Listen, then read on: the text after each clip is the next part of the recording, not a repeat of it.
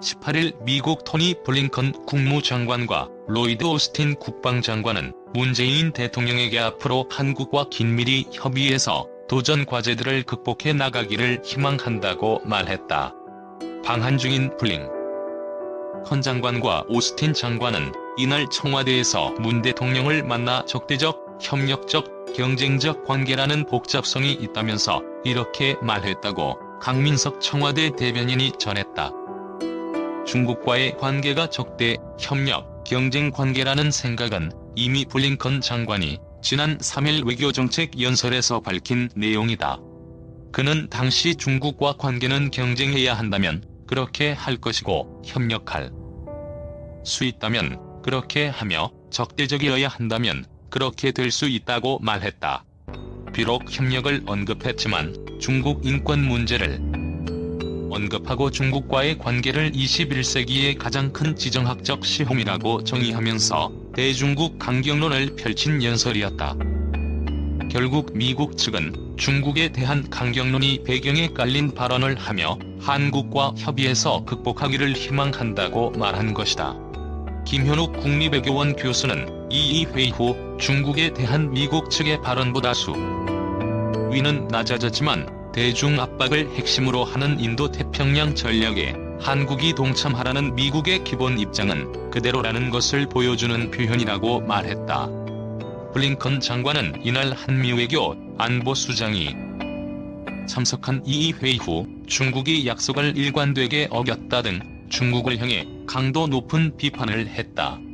다만 미국 측은 문 대통령에게 한중 관계도 복잡한 측면이 있다는 걸 이해한다고 말했다고 청와대 고위 관계자가 전했다.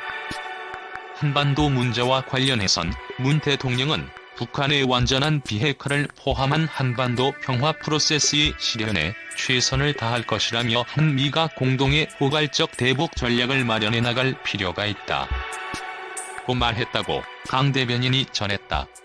미국 측은 대북 정책 검토 과정에서 열린 자세로 동맹국인 한국과 계속해서 긴밀히 소통해 나가겠다고 답했다. 문 대통령은 미국 측과 만나 한반도 비핵화와 북한 비핵화를 번갈아가면서 사용했다.